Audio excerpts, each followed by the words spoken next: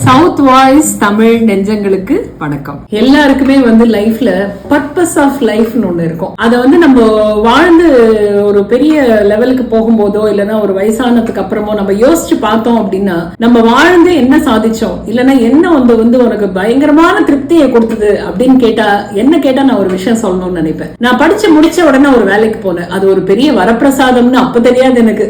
எல்லாமே அங்கதாங்க கத்துக்கிட்டேன்.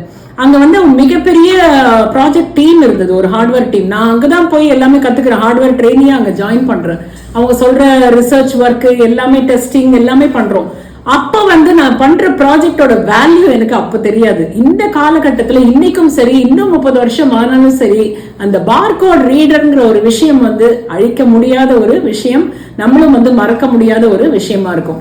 அந்த ஒரு ப்ராஜெக்ட்ல நான் ஒரு ட்ரெயினியா ஜாயின் பண்ணி ஹார்ட்வேர் இன்ஜினியரா இருந்து ப்ரொடக்ஷன் இன்சார்ஜா இருந்தது எனக்கு வாழ்க்கையில என்னோட பர்பஸ் ஆஃப் லைஃபையே பெருசா சாதிச்ச மாதிரி ஒரு விஷயமா நான் நினைக்கிறேன். ஏன்னா நான் ஒரு இன்ஜினியரிங் படிக்கிறதுக்கு போகும்போது ஒரு ப்ராப்ளத்துக்கு சொல்யூஷனை கண்டுபிடிக்கணும்ப்பா. நம்ம அதுக்கு தகுந்த மாதிரி நம்ம ஒரு நல்ல படிப்பு படிக்கணும்னு தான் நான் எலக்ட்ரானிக்ஸ் இன்ஜினியரிங்கே எடுத்தேன்.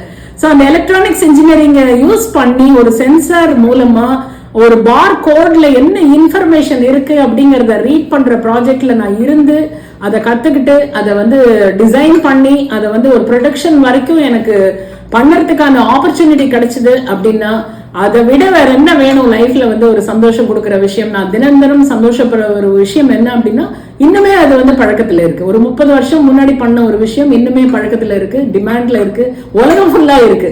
அப்படிங்கிறது ரொம்ப சந்தோஷமா இருக்கு. அது மாதிரி எல்லாருமே லைஃப்ல ஏதான ஒரு பர்பஸ் ஆஃப் லைஃப் வச்சு நீங்க ஏதான ஒண்ணு சாதிக்கணும் அப்படிங்கிற ஒரு தாட்டோட நீங்க இருந்தீங்க அப்படின்னா கண்டிப்பா நீங்களுமே சந்தோஷப்படக்கூடிய ஒரு விஷயத்த கண்டிப்பா நீங்க சாதிப்பீங்க. தேங்க்யூ.